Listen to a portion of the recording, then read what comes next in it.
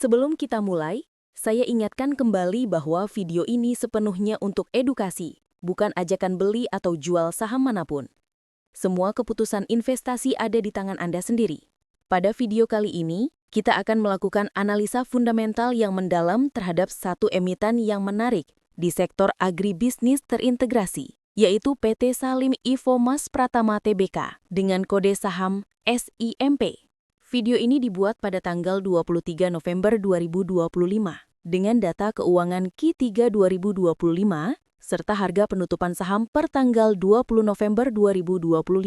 Mohon dicatat, angka-angka yang akan kita tampilkan adalah hasil pengumpulan data hingga tanggal tersebut. Jika Anda menonton video ini di masa depan, silakan verifikasi ulang ke laporan keuangan terbaru perusahaan dan keterbukaan informasi. Saya juga mohon maaf jika terdapat kekeliruan dalam pembulatan angka atau pengambilan data, gunakanlah sebagai acuan riset awal, lalu Anda bisa cross-check sendiri. Video ini dibuat atas permintaan dari @reza_maulana4506. Terima kasih atas kepercayaannya. Bagi teman-teman lain yang ingin request analisa saham, silakan tulis di kolom komentar. Oke, mari kita mulai. Profil dan model bisnis. Untuk memahami apakah perusahaan ini layak atau tidak dijadikan pilihan investasi, kita mulai dari dasar. Apa bisnisnya, bagaimana model usahanya, dan apa keunggulannya? PT Salim Infomas Pratama Tbk atau SIMP adalah kelompok usaha agribisnis yang terintegrasi dan terdiversifikasi. Operasi utamanya mencakup dari budidaya kebun kelapa sawit, pengembangan dan pemuliaan benih, pengolahan tandan buah segar atau TBS menjadi crude palm oil dan palm kernel oil, hingga produk hilir seperti minyak goreng, margarin, shortening, dan turunan lainnya. Selain kelapa sawit, SIMP juga melakukan kegiatan perkebunan karet, tebu, kakao, maupun teh. Oleh sebab itu, portofolio usahanya tidak hanya bergantung pada satu tanaman komoditas saja, meskipun kelapa sawit tetap menjadi fokus utama. Perusahaan ini merupakan bagian dari grup besar. Induk dari SIMP adalah Indofood Agri Resources Ltd, Singapura, dan secara lebih luas berada di bawah grup First Pacific Company Limited yang berbasis di Hong Kong, serta berada dalam ekosistem PT Indofood Sukses Makmur Tbk, INDF, di Indonesia. Hal ini memberi beberapa keunggulan kompetitif, akses jaringan distribusi yang kuat, karena produk hilir SIMP bisa terserap melalui rantai Indofood, skala usaha yang besar, baik dari sisi kebun, pabrik, rafinari maupun distribusi. Kemampuan integrasi vertikal, dari hulu ke hilir, produk jadi, yang memungkinkan margin lebih baik, kontrol kualitas lebih kuat, dan risiko rantai pasok yang bisa diminimalkan. Mari kita lihat beberapa anak usaha dan unit operasi yang menjadi bagian dari grup SIMP. Perusahaan-perusahaan ini mencakup puluhan entitas diantaranya PT Hijau Pertiwi Indah Plantations, perkebunan dan pabrik kelapa sawit, PT Riau Agrotama Plantations, perkebunan dan kebun pabrik kelapa sawit, PT Mitra Inti Sejati Plantations, perkebunan dan pabrik kebun sawit. Masing-masing 100% dimiliki oleh SIMP atau lewat entitas tertentu, yang menunjukkan komitmen penuh pada pengembangan bisnis perkebunan dan pengolahan. Beberapa juga melakukan riset benih kelapa sawit, pengelolaan hutan tanaman industri, hingga investasi di luar negeri. Dari sisi lokasi, mayoritas berada di wilayah Indonesia, provinsi yang relevan untuk perkebunan dan pengolahan sawit. Dari sisi aset, total aset perusahaan besarnya mencapai puluhan triliun rupiah. Ini menunjukkan bahwa kita sedang berbicara perusahaan skala besar, bukan usaha kecil. Dengan model usaha seperti ini, keunggulan kompetitif SIMP bisa dirinci sebagai berikut. 1. Integrasi vertikal, dari kebun hingga produk jadi. Ini menurunkan risiko margin squeeze karena hanya mengandalkan jualan bahan mentah saja. 2. Diversifikasi komoditas. Meski sawit adalah inti, aktivitas tebu, karet, kakao, teh, memberikan pengaman bila salah satu komoditas melemah. 3. Skala besar. Skala yang besar memberi efisiensi biaya yang lebih baik dan memungkinkan investasi teknologi, riset benih, pengembangan lahan lebih besar. 4. Jaringan distribusi. Produk hilir yang dijual ke pasar domestik besar dan melalui rantai grup yang sudah mapan. Namun kita juga harus berhati-hati terhadap tantangan dari modal usaha ini. Bisnis perkebunan padat modal memerlukan investasi besar di awal, dan hasilnya baru dirasakan setelah beberapa tahun. Bisnis komoditas sangat dipengaruhi siklus harga, cuaca, regulasi, dan risiko lingkungan (ESG). Integrasi grup besar kadang membawa kompleksitas manajemen dan potensi diskon konglomerasi dalam penilaian pasar. Kesimpulan bagian ini, Simpe punya modal bisnis yang solid dengan skala, integrasi, dan jaringan yang bagus. Tapi seperti semua bisnis agribisnis, keberhasilannya sangat dipengaruhi oleh eksekusi, siklus komoditas, dan regulasi. Selanjutnya, mari kita lihat siapa yang punya perusahaan ini dan bagaimana tata kelolanya.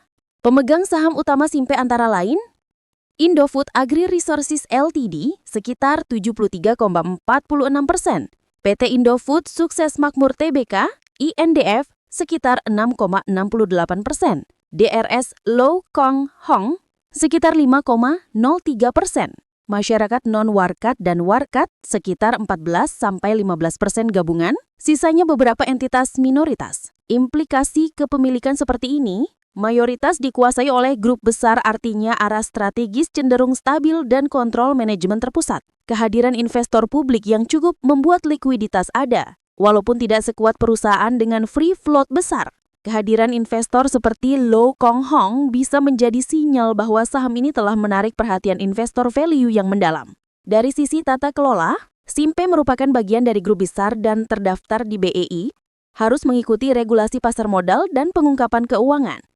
Namun analogi grup besar berarti risiko diskon konglomerasi, market memberi valuasi lebih rendah karena struktur grup yang kompleks dan diversifikasi non-inti. Penting juga untuk memantau aspek ESG dan kepatuhan regulasi perkebunan sawit, karena isu lingkungan dan sosial bisa berdampak reputasi. Kesimpulan bagian ini, secara umum struktur pemegang saham dan tata kelola Simpe cukup memadai untuk investor jangka menengah panjang, dengan catatan risiko grup besar dan diversifikasi perlu dipantau. Kinerja keuangan, pertumbuhan, dan margin. Mari kita masuk ke intinya. Bagaimana performa Simpe dari sisi keuangan? 3.1 Pertumbuhan pendapatan dan laba. Per Q3 2025 data utamanya. Revenue TTM kurang lebih 19,65 triliun, pertumbuhan pendapatan kuartalan year on year plus 32,04%, net income TTM kurang lebih 2,16 triliun, IPS TTM kurang lebih 139,50 per saham.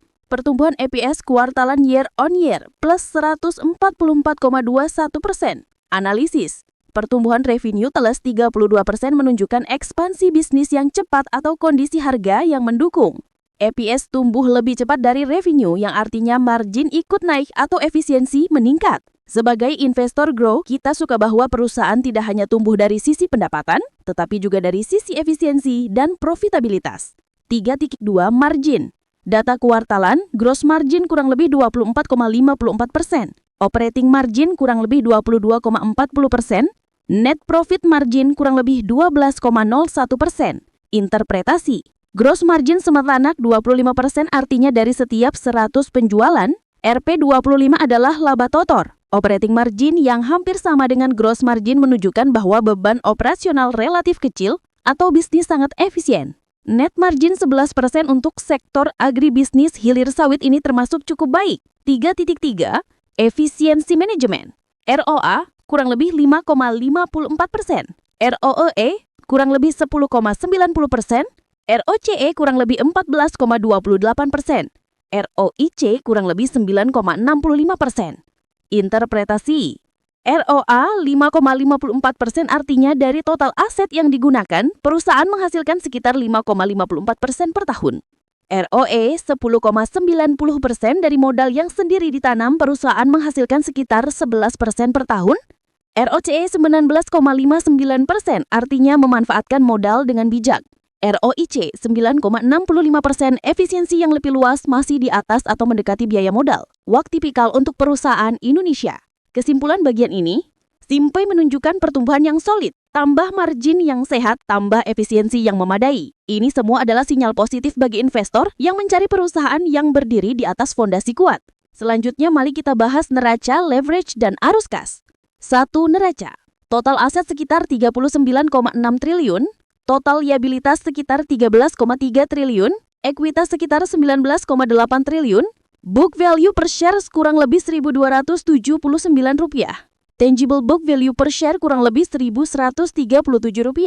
Implikasi, nilai buku per share Rp1.279 jauh di atas harga pasar sekarang, mengacu PBV sekitar 0,49 kali, artinya ada margin of safety jika kita yakin bisnis tetap berjalan. Rasio liabilitas terhadap ekuitas sekitar 0,67 kali, ini menunjukkan leverage moderate. 2. Likuiditas dan leverage.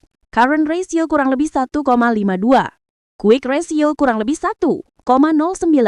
Debt to equity kurang lebih 0,38, long term debt to equity kurang lebih 0,06, financial leverage kurang lebih 1,97 kali, interest coverage kurang lebih 7,36 kali, Altman Z-score modified kurang lebih 4,34.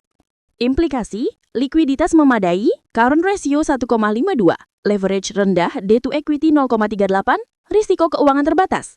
Interest coverage bagus, perusahaan mampu membayar interest utang, Z-score di zona aman, risiko kebangkrutan rendah. 3. Arus kas. Cash from operations CFO kurang lebih 4,18 triliun rupiah. Cash from investing CFI kurang lebih minus 1,57 triliun rupiah. Cash from financing CFF kurang lebih minus 0,45 triliun rupiah. Capex kurang lebih minus 0,99 triliun rupiah. Free cash flow atau FCF kurang lebih 3,19 triliun rupiah. Analisis, CFO lebih besar daripada net income, kualitas laba bagus. Capex relatif moderat untuk skala usaha ini. FCF kurang lebih 3,19 triliun rupiah menunjukkan bahwa setelah investasi dan operasi, masih ada kas bebas yang bisa digunakan untuk dividen, buyback, atau ekspansi. Bila dibandingkan dengan EV kurang lebih 15,55 triliun rupiah, FCF yield kurang lebih 20% kasar. Menarik dari perspektif value. Kesimpulan bagian ini, dari sisi neraca dan arus kas, Simba termasuk relatif aman dan sehat. Ini memperkuat argumen value investing, bahwa perusahaan ini memiliki fondasi kuat. Valuasi dan penilaian. Mari kita rangkum rasio valuasi utama. Per TTM kurang lebih 4,48 kali. Per annualized kurang lebih 5,12 kali. Earnings yield kurang lebih 22,32%. Price to sales atau PS kurang lebih 0,49 kali. Price to book atau PBV kurang lebih 0,49 kali. EV per EBIT kurang lebih 3,71 kali. EV per EBITDA kurang lebih 3,07 kali. Analisis. PER lebih kecil dari 5 dan PBV lebih kecil dari 0,5 menunjukkan pasar menilai sangat rendah dibanding nilai buku dan laba. Earnings yield lebih besar dari 20%, jauh di atas risk-free rate suku bunga acuan di Indonesia, kurang lebih 6 hingga 7%. Artinya, ada potensi return yang besar jika bisnis berjalan baik. EV per EBIT kurang lebih 3 kali, menandakan deep value. Di banyak sektor, 3 hingga 4 kali adalah valuasi yang sangat murah. Namun berikut hal yang harus diperhatikan. Rasio rendah bisa mencerminkan resiko tinggi atau market pessimism, bahwa kondisi saat ini tidak bisa dipertahankan. Untuk valuasi ini tercapai, bisnis harus tetap menghasilkan laba di level sekarang atau tumbuh. Jika laba turun, maka PER akan naik dengan sendirinya atau valuasi akan membetot lebih rendah. Estimasi kasarnya, jika net income jatuh 30% menjadi 1,6 triliun rupiah, dan kita beri PER konservatif 8 kali, maka kapitalisasi pasar kurang lebih 12 triliun rupiah. Masih di atas market cap sekarang, kurang lebih 9,7 triliun rupiah, menunjukkan margin keamanan. Jika laba tetap atau tumbuh, maka potensi re-rating ke PER 7-10 kali bisa membuka upside lebih besar.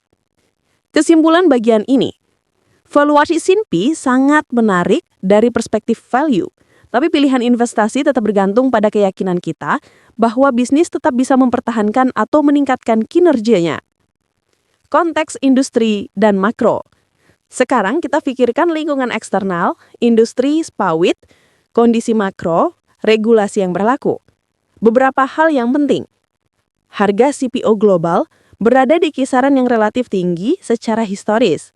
Permintaan biodiesel, stok yang terbatas, serta tekanan supply membuat outlook tetap moderat tinggi. Kebijakan biodiesel di Indonesia. Pemerintah mendorong campuran biodiesel B40 dan potensi B50 yang meningkatkan konsumsi CPO domestik. Regulasi ekspor CPO. Indonesia sedang mempertimbangkan kenaikan levy ekspor CPO dari kisaran 3 hingga 7,5% menjadi 4,5 hingga 10%. Ini bisa menekan margin eksportir, namun memberikan keuntungan kepada produser yang punya kaki dalam pasar domestik. Untuk SINPI, karena sudah punya jaringan hilir kuat, produk domestik dan pengolahan lanjut menjadi keunggulan. Namun, tetap terekspos ke siklus komoditas dan regulasi pemerintah. Jika siklus sawit memasuki fase turun, margin bisa tertekan. Kesimpulan, lingkungan makro dan industri mendukung tetapi tidak bebas resiko. Investor harus sadar bahwa bisnis ini punya siklus naik turun. Teknikal dan momentum. Sedikit dari sisi harga dan momentum, karena kita juga memahami bahwa timing investasi penting. Data performa harga, 1 bulan plus 0,81%, 3 bulan minus 3,85%, 6 bulan plus 45,36%, 1 tahun plus 57,83%, YTD plus 65,34%, 52 minggu low Rp346, dan 52 minggu high Rp720. Interpretasi, dalam jangka panjang 6 bulan sampai 1 tahun, naik signifikan, menunjukkan bahwa pasar mulai merespon kinerja. Dalam jangka pendek 1 hingga 3 bulan, relatif flat atau sedikit koreksi, mungkin menunggu katalis berikutnya atau profit taking. Dari sisi teknikal, jika harga mendekati support atau area pembelian yang wajar, bisa jadi titik akumulasi jika sudah mendekati resistensi atau sudah overbought. Maka koreksi bisa datang. Sebagai pendekatan yang menggabungkan fundamental dan teknikal, masuk akumulasi secara bertahap saat harga kembali ke zona wajar atau setelah koreksi. Hindari masuk full pada satu titik tinggi. Mempertimbangkan stop loss atau risk management bila ada faktor eksternal yang berubah. Harga CPO jatuh, regulasi merugikan. Kesimpulan bagian ini. Dari sisi momentum, sinyal cukup positif untuk menengah panjang, tapi tidak berarti harus buru-buru masuk penuh sekarang tanpa memperhatikan harga dan kondisi pasar. Resiko dan catatan perhatian. Seperti disinggung sebelumnya, beberapa resiko utama yang harus diperhatikan. 1. Resiko harga komoditas. Jika harga CPO anjlok, margin bisa tergerus. 2. Resiko regulasi. Kebijakan ekspor domestic market obligation DMO, BA keluar, atau kebijakan biodiesel bisa berubah dan berdampak. 3. Resiko ESG dan reputasi. Perusahaan yang tidak memenuhi standar keberlanjutan bisa menghadapi penurunan nilai aset atau akses ke pasar global menurun. 4. Resiko operasional. Cuaca buruk, hama, penyakit tanaman, kenaikan input bisa menekan hasil produksi. 5. Resiko valuasi murah karena ada masalah. Diskon besar bisa jadi karena pasar mengantisipasi penurunan kinerja atau masalah tersembunyi. Investor yang bijak akan memonitor kemampuan SINPI mempertahankan kinerjanya di lingkungan yang tidak selalu mendukung dan siap dengan skenario negatif. Rangkuman dan kesimpulan. Untuk merangkum, 1. SINPI punya bisnis inti yang kuat dengan model terintegrasi, skala besar, dan jaringan distribusi bagus. 2. Kinerja finansial menunjukkan pertumbuhan yang solid, margin bagus, efisiensi memadai. 3. Neraca dan arus kas berada di posisi aman. 4. Valuasi sangat menarik dari sisi value investing, PER yang rendah, PBV yang rendah, FCF yield yang tinggi. 5. Lingkungan industri mendukung tetapi tetap mengandung resiko siklus dan regulasi. 6. Momentum harga sudah mulai bergerak, tetapi timing akumulasi masih penting. 7. Resiko-resiko tertentu perlu diamati secara seksama. Apakah SINPI layak dikoleksi? Jawaban saya, ya. Untuk investor jangka menengah panjang yang siap menghadapi siklus dan ingin memanfaatkan valuasi murah. namun bukan untuk investor yang hanya mengincar naik cepat dalam 1 bulan tanpa memahami bisnis atau resikonya. Terima kasih sudah menonton analisa fundamental lengkap ini. Jika Anda merasa video ini bermanfaat, silahkan klik like, tulis komentar di bawah apakah Anda tertarik dengan saham sawit seperti Simpi, apakah Anda lebih memilih yang stabil atau yang siklikal dengan valuasi ekstrem. Subscribe ke channel Saham Cuan agar Anda tidak ketinggalan analisa saham lainnya, undervalue, turnaround, growth, atau kombinasi ketiganya. Sekali lagi, ini semua untuk edukasi. Silahkan riset sendiri, pertimbangkan kondisi profil risiko Anda, dan konsultasikan bila perlu dengan penasehat keuangan atau fund house advisor. Sampai jumpa di video analisa saham berikutnya.